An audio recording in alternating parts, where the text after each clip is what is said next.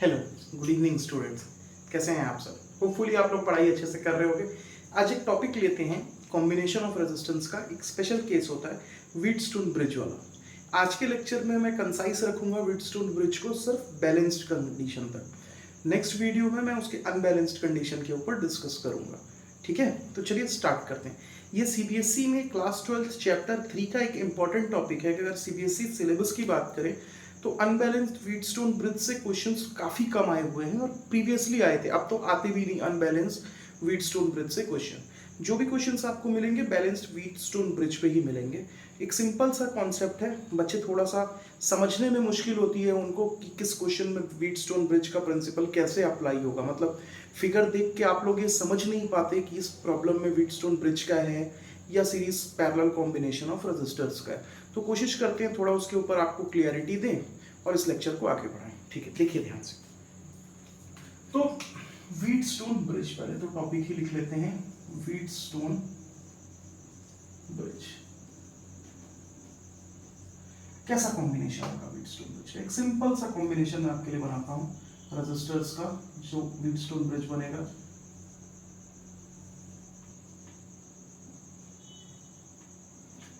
देखिए, मान लेते हैं कि दो टर्मिनल्स हैं हमारे, पॉइंट ए और पॉइंट बी, इनके बीच में कॉम्बिनेशन ऑफ रेजिस्टर्स लगा हुआ है। ये रेजिस्टर है R1 ओम का, ये है R2 ओम का, ये है R3 ओम का और ये है R4 ओम का।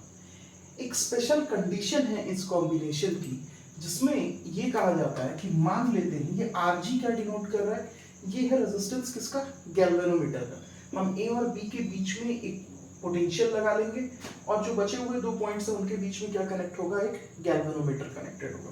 तो गैल्वेनोमीटर के रेजिस्टेंस को मैंने किससे शो कर दिया है, Rg से शो कर दिया। कई जगह बुक्स में आपको यहाँ पे गैल्वेनोमीटर बना करके दिखा देंगे, बात एक ही है। अगर तो मान लीजिए कि जो गैल्वेनोमीटर में जाने वाली करंट है, मैं फिर से बोल रहा हूँ कि ये कॉम्बिनेशन ऑफ रेजिस्टर्स का एक स्पेशल केस है जिसमें अगर ये वाले रेजिस्टर में जो भी करंट जा रही है वो जीरो हो जाए। अगर Ig इक्वल्स टू जीरो हो जाए तो क्या होगा आपका, R1 upon R2 equals to क्या हो जाएगा, R3 अपॉन R4। देखिए वाइस वर्सा इज ट्रू। अगर यहाँ R1 upon R2 is equals to R3 upon R4 है तो Ig की वैल्यू कितनी आएगी, जीरो। और अगर गैल्वेनोमीटर की करंट जीरो है तो R1 अपॉन R2 का रेशो किसके बराबर हो जाएगा, R3 अपॉन R4 के रेशो के बराबर। ये दोनों एडजेसेंट टर्म है R1 और R2, इनका रेशो किसके बराबर हो रहा है, R3 अपॉन R4 के। या फिर आप ऐसा कह सकते हो कि R1 into R4 is equals to क्या हो जाएगा, R3 इंटू R2। मतलब दो अपोजिट ब्रांचेस का product R1 into R4 should be equals to R3 into R2। अगर ये कंडीशन सेटिस्फाई होती है तो हम क्या कह देंगे कि गैल्वेनोमीटर में कितना करंट जा रहा है, जीरो करंट जा रहा है। और ये कंडीशन जब सेटिस्फाई होती है और गैल्वेनोमीटर में जीरो करंट जाता है, उसी चीज को या उसी टाइम पे कहा जाता है कि व्हीटस्टोन ब्रिज कैसा है, बैलेंस्ड है। ये कौन सा कंडीशन होता है, बैलेंस्ड व्हीटस्टोन ब्रिज का।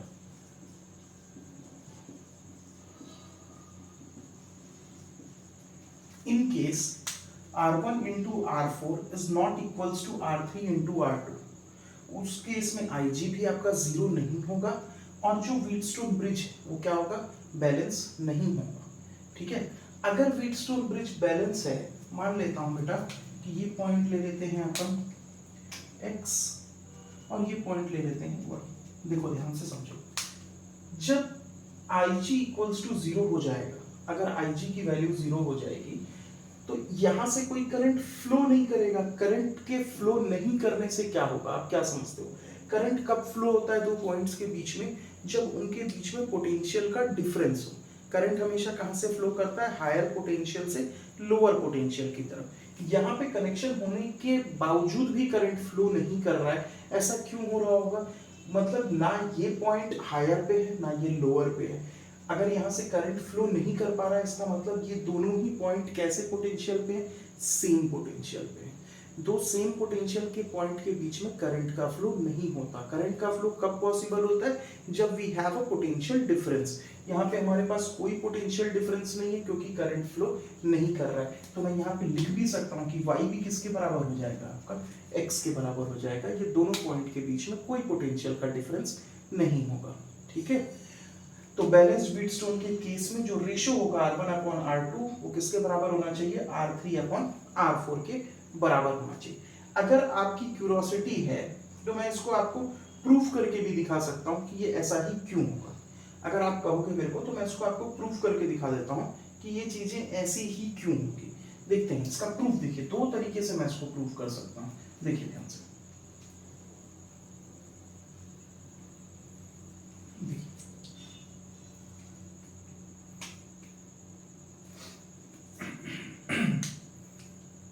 मैं एक इक्वेशन लिखता हूं आपके लिए।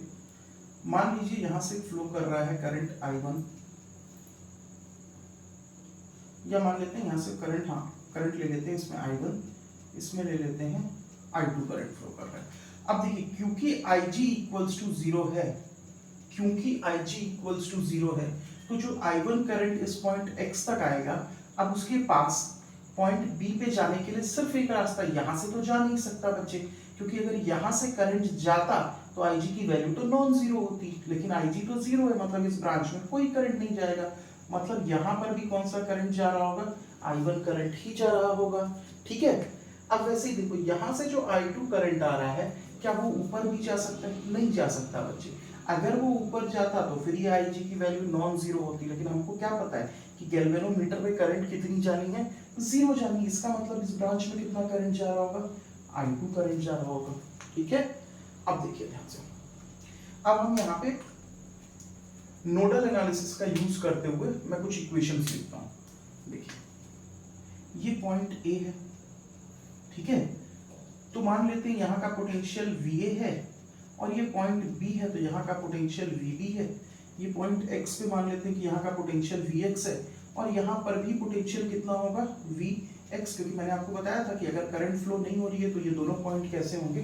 सेम पोटेंशियल पे होंगे। तो अब मैं इक्वेशंस लिखता हूँ। देखिए, VA minus VX upon R is equals to क्या हो जाएगा आपका? I1। Let this be first equation, नहीं इसको फर्स्ट इक्वेशन मतलब एक और स्टेप कर लेते हैं। VA minus VX equals to कितना हो जाएगा आपका? I1 into R1। ये R1 रेजिस्टेंस लगा था, तो ये हो गया आपका R1। नेक्स्ट देखो, आप इस पॉइंट पे लगाता हूँ, तो इस पॉइंट से कितना हो जाएगा आपका?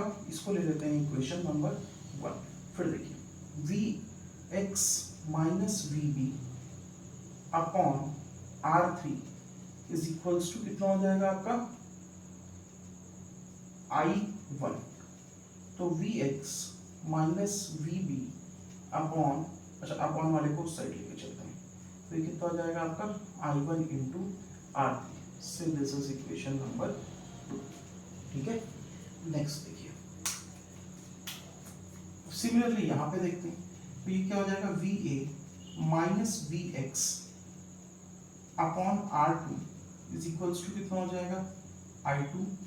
मतलब VA minus VX equals to कितना हो जाएगा? I2 R2। अब यहां पर देखिए, VX minus VB upon R4 is equals to कितना हो जाएगा? इसको पहले लिख लेते हैं, ये इक्वेशन नंबर 3 हो जाएगा आपका। VX minus VB upon R4 is equals to कितना होना चाहिए आपका? I2। तो ये कितना हो जाएगा? VX minus VB is equals to I2 into R4। ये हो जाएगा आपका इक्वेशन नंबर 4। ध्यान से देखिए ये चारों इक्वेशन को, इन चारों इक्वेशन की यूज से हम ये वैल्यू सेटअप करने की कोशिश करेंगे कि जो R1 अपॉन R2 है वो किसके बराबर है? R3 अपॉन R4 के। देखो बेटा ध्यान से समझो, कोई गड़बड़ी की बात नहीं। ये कौन सा इक्वेशन था? आपका फर्स्ट इक्वेशन।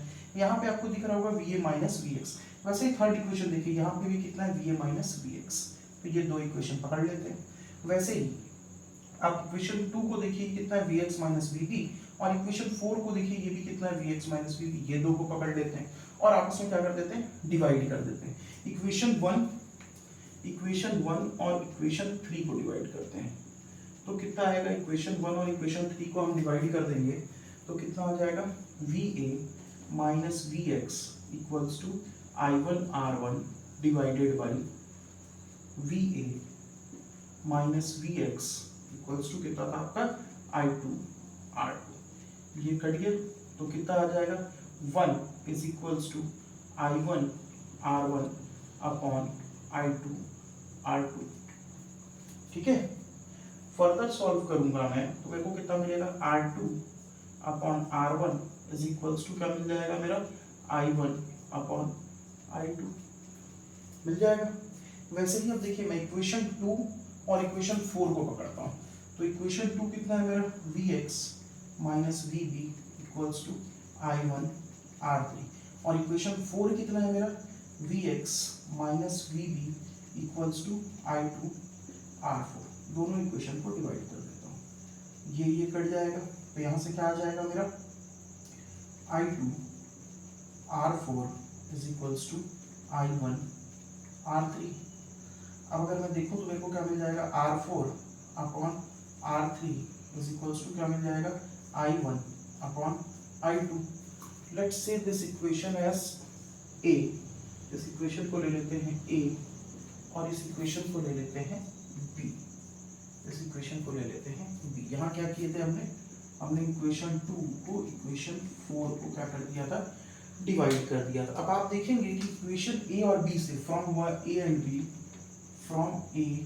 एंड B हमको क्या दिख रहा है, I1 upon I2 is equals to R2 upon R1 और I1 upon I2 is equals to R4 upon R3, जिसका साफ साफ मीनिंग क्या दिख रहा है, यहाँ से अगर हम देखें ये दोनों इक्वेशन को एक साथ कंसिडर करके अगर मैं लिखूं तो मेरे को मिल जा रहा है कि R2 upon R1 is equals to R4 upon R3।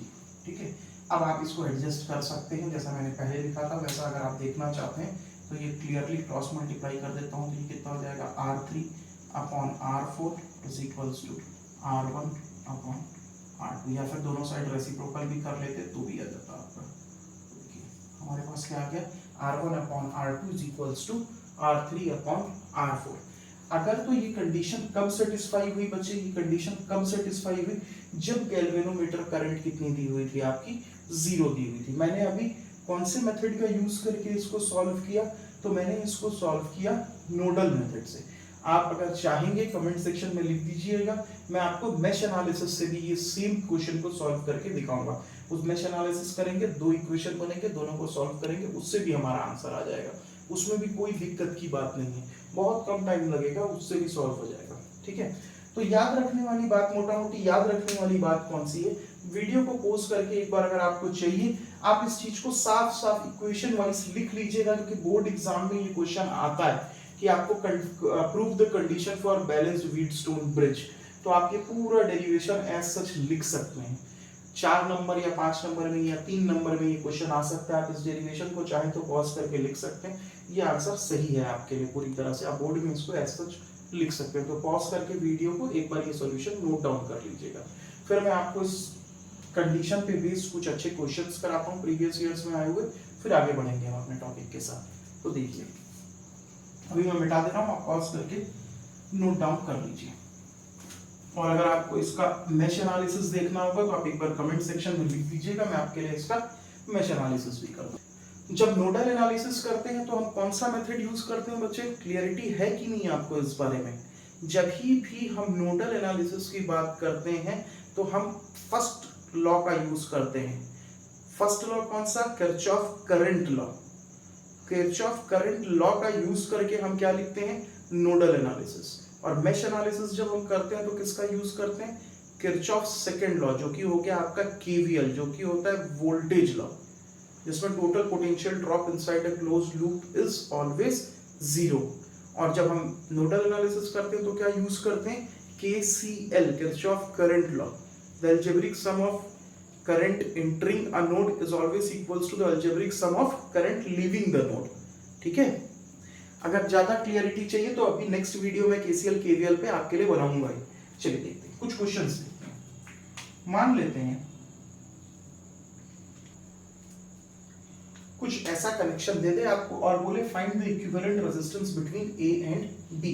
ऐसा कंडीशन देख करके आपको बोल दे कि find the equivalent resistance between A and B given that मान लीजिए इसका नाम मैं ए दे देता हूं और इसका नाम मैं बी दे देता हूं, ठीक है। नहीं, गिवन दैट देने की भी जरूरत नहीं, इतने से ही हम सॉल्व कर लेंगे। देखिए मान लीजिए आपसे क्या देता है find the equivalent resistance between point A and point B. तो आप सबसे पहली चीज क्या देखेंगे, आप देखिए कि ये तो अपोजिट साइड है, इनका प्रोडक्ट कितना हो रहा है आर स्क्वायर। इन दो अपोजिट साइड्स का प्रोडक्ट कितना हो रहा है आर स्क्वायर। मतलब ये दोनों जो अपोजिट साइड्स हैं इनके प्रोडक्ट की अगर हम बात करें बच्चे लोग, तो ये प्रोडक्ट कैसे आ रहे हैं, इक्वल आ रहे हैं। तो अगर ये प्रोडक्ट इक्वल आ रहे हैं, अगर आर ये आर और ये R opposite sides are square और ये आर स्क्वायर ये दोनों इक्वल आ रहा है, मतलब ये किसका कंडीशन हो रहा होगा, ये हो रहा होगा बैलेंस्ड व्हीटस्टोन ब्रिज का कंडीशन।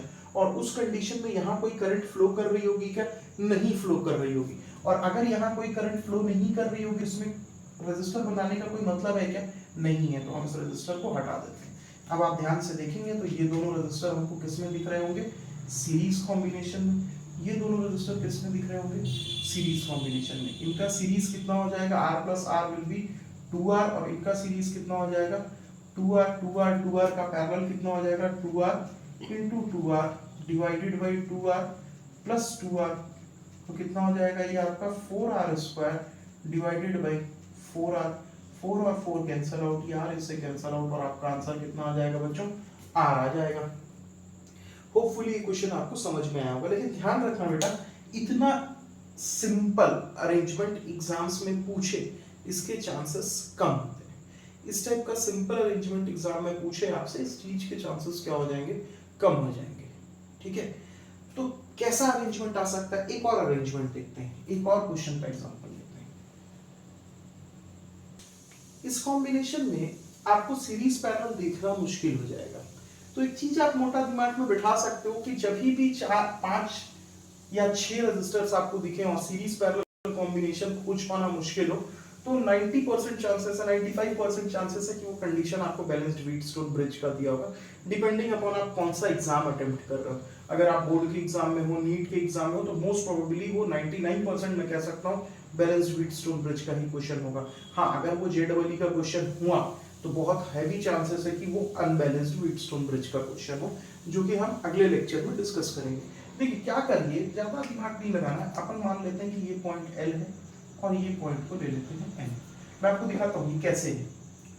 मान लीजिए मैं स्ट्रक्चर को रीड्रॉ कर रहा हूँ, यहाँ ले लेता हूँ L और यहाँ ले लेता हूँ मैं M।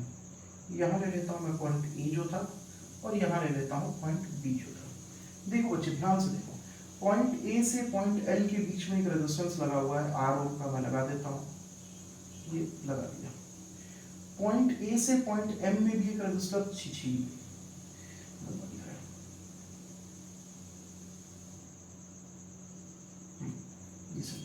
पॉइंट A से पॉइंट M के बीच में भी एक रेजिस्टर लगा देते हैं, लग गया। पॉइंट L से देखोगे तो एक पॉइंट B पे रेजिस्टर लगा हुआ है, तो पॉइंट L से पॉइंट B पे लगा देते हैं। आ जाओ भाई पॉइंट B, तुम यहाँ आ जाओ। और पॉइंट B और पॉइंट M के बीच में एक रेजिस्टर लगा हुआ है, इसको भी ठोक देते हैं। और देखिए L और M के बीच में भी एक रेजिस्टर लगा हुआ है, इसको भी ठोक देते हैं। ये भी R, ये भी R, ये भी R, ये भी R, ये भी R, मैं भी R, तू भी R। देखो तो बड़ा जिद्दी पिद्दी सा सवाल था ये, उसको हमने क्या किया, एक सिंपल वे में सॉल्व कर लिया, इसको रीड्रॉ कर लिया।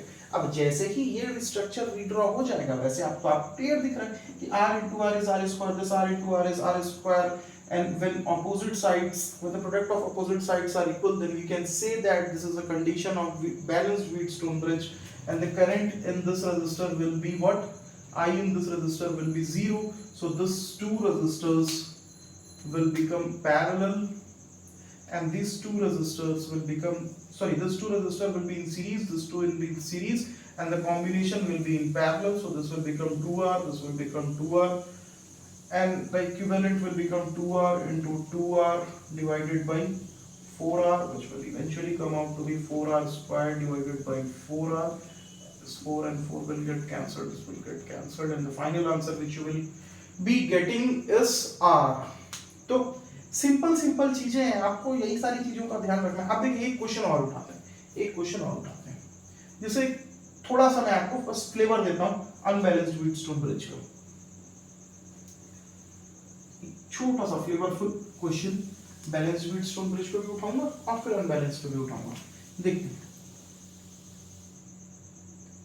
देखो ध्यान से, मान लो ये पॉइंट ए है, ये पॉइंट बी है, ये रेजिस्टेंस दे दिया 3 और ये दे दिया 6 और ये दे दिया 4 और ये दे दिया 8 और ये दे दिया 5 और आपसे पूछ लिया find the equivalent resistance between point A and point B. तो देखो ध्यान से, 8 into 3 is what 24, 6 into 4 is what 24। So opposite side का प्रोडक्ट क्या हो गया, इक्वल हो गया। जैसे ही ऑपोजिट साइड का प्रोडक्ट इक्वल हुआ, इसमें जाने वाला करंट कितना हो गया, 0 हो गया। जैसे ही इसमें जाने वाला करंट 0 हो गया, इसको क्या किए, मार डाले। जैसे ही इसको मार डाले, ये दोनों किस में आ गए, सीरीज में आ गए। नीचे वाले दोनों भी किस में आ गए, सीरीज में आ गए। ओवरऑल कॉम्बिनेशन किस में आ गया, पैरेलल में आ गया। बन जाएगा, ऊपर कितना हो जाएगा, इधर हो जाएगा सीरीज का 7 और नीचे कितना हो जाएगा 6 + 4 10 + 4 14। कितना हो जाएगा 7 × 14/7 + 14। मैं सॉल्व नहीं करूंगा, आप करके आंसर निकाल लीजिएगा, दैट्स इट। लेकिन अगर वहीं पे इस क्वेश्चन में कुछ चेंजेस हो जाएं, तब क्या करोगे बच्चे लोग। देखो देखो देखो देखो, मान लेते हैं इसकी वैल्यू को 5 रखें। अब इसकी वैल्यू को हटाता हूं, इसको मैं कर देता हूं 4 और इसको कर देता हूं 2। देखो अब प्रोडक्ट देखो, 3 × 2 6, 4 × 4 16। अब ऑपोजिट ब्रांचेस का प्रोडक्ट इक्वल नहीं है। जैसे ही ऑपोजिट ब्रांचेस का प्रोडक्ट इक्वल नहीं होगा तो क्या होगा, होगा ये कि ये कंडीशन बैलेंस्ड व्हीटस्टोन ब्रिज की होगी ही नहीं। और जब बैलेंस्ड व्हीटस्टोन ब्रिज की कंडीशन नहीं होगी तो IG 0 नहीं होगा। अब IG 0 नहीं होगा तो बचते हैं दो रास्ते, या तो नोडल एनालिसिस कर लिया जाए या तो मेश एनालिसिस कर लिया जाए। मेश करूंगा तो एक नोड यहाँ, एक मेश यहाँ बनेगा, एक मेश यहाँ बनेगा, दो इक्वेशन लिखूंगा।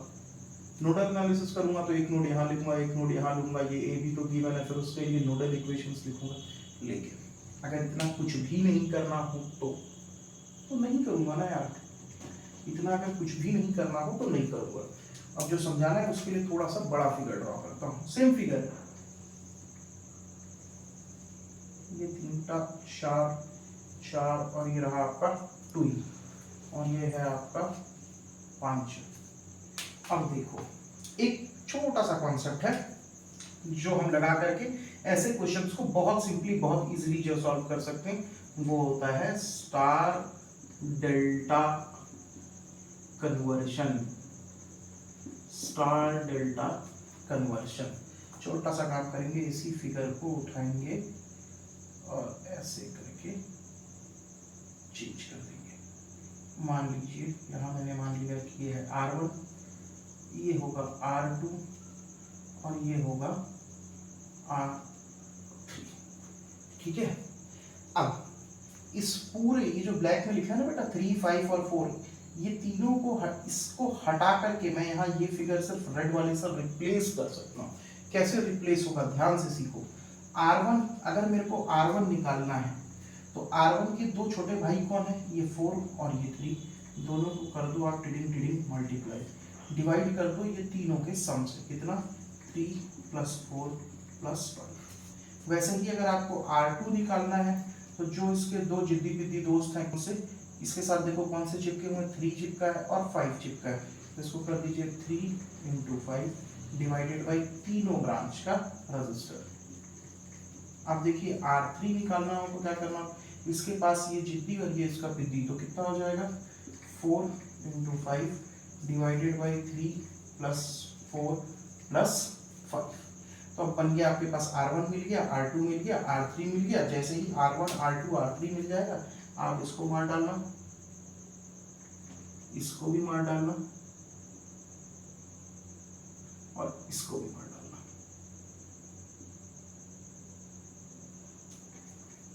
यही पॉइंट क्या था आपका, ए था, ये पॉइंट क्या था, बी था। अब ध्यान से देखो मेरे भाई बच्चे प्यारे प्यारे, अब ये फिगर कैसा दिखेगा आपको, एक R1, इसके ऊपर से एक मुंडू ऐसा घुमा देता हूँ, नीचे से एक टुंडू, ये कौन सा होगा, R2 प्लस 4। क्यों लिखे R2 प्लस 4, अरे मेरे भाई R2 और 4 किसमें हैं, सीरीज में, तो कितना बन गया, R2 प्लस 4 बन गया। R3 और 2 किसमें हैं, सीरीज में, तो कैसे बन गए, R3 प्लस 2 बन गए। और इधर क्या है, R1 है, तो यहाँ R1 बन गया। ये पॉइंट कौन सा था, ए था, ये पॉइंट कौन सा था, बी था। ये दोनों किसमें है, पैरेलल में, सॉल्व कर लेना, पूरा कॉम्बिनेशन इसके साथ किसमें आ जाएगा, सीरीज में, सॉल्व कर लेना, आंसर आ जाएगा। तो बड़े आसानी से हम ऐसे किसी भी अनबैलेंस्ड व्हीटस्टोन ब्रिज को स्टार डेल्टा कन्वर्शन के थ्रू फट से मिनटों में, विद इन सिंगल मिनट आप स्टार डेल्टा कन्वर्शन का यूज करके किसी भी अनबैलेंस्ड व्हीटस्टोन ब्रिज के क्वेश्चन को सॉल्व कर सकते हैं। अगर आपको स्टार डेल्टा ना आता हो तो आप खुद कोशिश करना मैश या नोडल लगाने की, इक्वेशंस बनाते रहोगे, परेशान हो जाओगे, कॉपियां भर जाएंगी, पन्ने भर जाएंगे, लेकिन आपका आंसर गलत होने के चांसेस हाई। मैं नहीं कहता कि वैसे नहीं बनेगा, बनेगा। जो अच्छा स्टूडेंट होगा, जिसकी नेटवर्क की फीलिंग स्ट्रांग होगी, वो उससे भी जल्दी आंसर निकालेगा। लेकिन एक एवरेज स्टूडेंट के लिए वो प्रोसेस फॉलो करने में गलती होने के चांसेस कैसे हैं, ज्यादा है। तो आप स्टार डेल्टा कन्वर्शन कैसे करते हैं, जो अभी मैंने कन्वर्शन आपको सिखाया, इस कन्वर्शन को आप ध्यान पे रखेंगे तो आपके लिए ये क्वेश्चन कैसा हो जाएगा, सिंपल हो जाएगा। मैं नेक्स्ट वीडियो में और डिटेल्ड एनालिसिस लेके आऊंगा कुछ अच्छे नेटवर्क के स्ट्रक्चर्स का, जिसमें कि अनबैलेंस्ड व्हीटस्टोन ब्रिज के ऊपर ज्यादा चर्चा करूंगा मैं। ठीक है, तो अपनी पढ़ाई चालू रखिए और अच्छे से पढ़िए, एग्जाम्स को बहुत अच्छे से देना है और बहुत अच्छे मार्क्स ले आने हैं। Thank you.